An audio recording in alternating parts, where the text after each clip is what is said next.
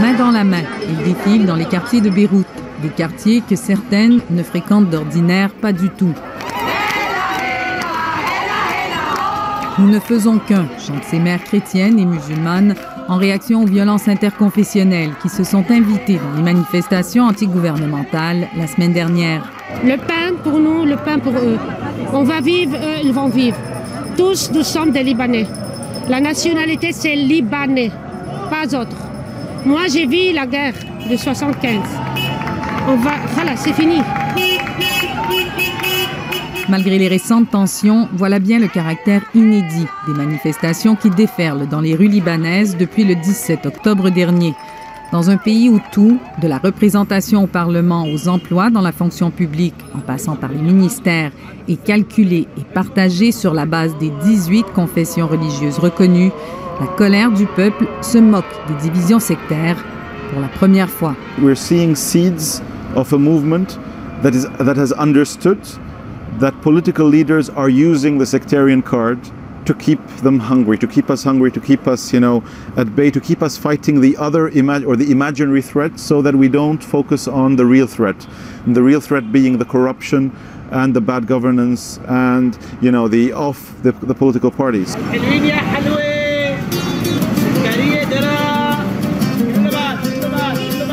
Dans le nord du pays, à Tripoli, la deuxième ville en importance au Liban, la place centrale est devenue un lieu de rencontre familiale. C'est incroyable ce qui se passe. Jusqu'à maintenant, j'arrive pas à le croire. Mohamed passe son temps entre Paris et Tripoli, sa ville natale. L'ingénieur ne croyait plus que les choses pouvaient changer. Il a l'impression d'assister à un miracle. On ne peut pas revenir en arrière. Rien ne sera comme avant. Rien. Parce que pour la première fois, les gens se sont mis en contact. Il y avait beaucoup de gens qui sont arrivés là, on a vu pendant ces 40 jours. Ils sont venus à Tripoli pour la première fois de leur vie. Ils croyaient que c'est plein de salafistes, alors ils ont été étonnés. Étonnés parce que l'ambiance ici est résolument à la fête. Mohamed fait partie des gardiens de Tripoli, un groupe citoyen bénévole qui a pris en charge la sécurité de la ville à la triste réputation d'être un terreau fertile pour les groupes terroristes.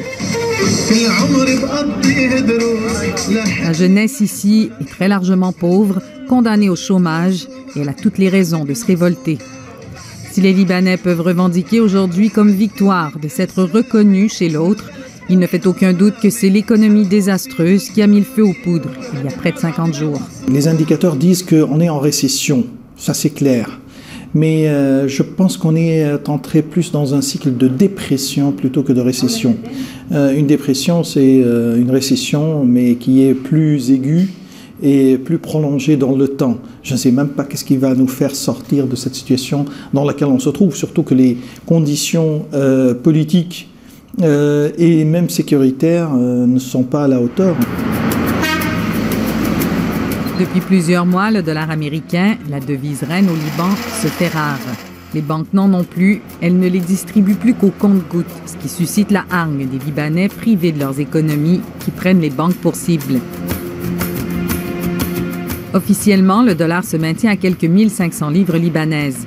Mais sur le marché noir, la valeur du dollar peut fluctuer de 30 à 40% en une seule journée. Ça fait le bonheur des spéculateurs comme Arsène, mais pas aujourd'hui. I'm losing $4,000 for green $1,000. Cette crise économique porte un coup presque fatal au portefeuille déjà meurtri des Libanais. Plus du quart d'entre eux vivent sous le seuil de la pauvreté. Le taux de chômage frôle les 50%. L'inflation est galopante, autour de 35%, et ceux qui ont la chance de travailler voient leurs revenus amputés. Mustapha cumule les diplômes de gestion et les emplois. Pour arriver à soutenir sa mère et sa sœur lourdement handicapées, il occupe 2 postes d'enseignant et travaille dans une boutique de vêtements. Au cours du dernier mois, ses heures de travail ont été réduites, tout comme son salaire. There's no electricity, you have to pay for both, like electricity and motors, and there's no water, so you have to afford everything. So basically you need 2 jobs to afford these things and 1 job for personal development. Au plus fort des manifestations, Mustapha descendait tous les jours dans la rue. Mais la ferveur et l'espoir qu'il a ressenti en foulant le pavé pendant un mois s'estompent. Les affrontements violents de la dernière semaine lui ont enlevé le goût de revendiquer. There is a lot of violence in Lebanon, so I don't want to get rid of my life because of this. I will prefer working 3 jobs instead of losing my life just because of protesting. La colère de la rue libanaise a bien eu raison du premier ministre Saad Hariri, qui a fini par démissionner. Une victoire qui ne satisfait pas les citoyens, qui continuent de demander le départ de l'ensemble de la classe politique, accusée d'avoir pillé le pays sans accomplir quoi que ce soit. Les dirigeants, la plupart héritiers d'une longue dynastie politique, s'accrochent et espèrent gagner du temps. Since Prime Minister Hariri resigned after the protests, it's been now over a month, and the president still hasn't called for the parliamentary consultations that, according to which he appoints a new prime minister. So it's an example of how, we're in the midst of an economic crisis and there isn't a sense of urgency to form a new government. I think that's the exact answer to why people were upset in the first place. 30 ans après la fin de la guerre civile, les Libanais paraissaient encore hier immunisés au changement. Mais ils semblent aujourd'hui s'être découvert une maturité citoyenne dans ce ras-le-bol généralisé qu'ils expriment.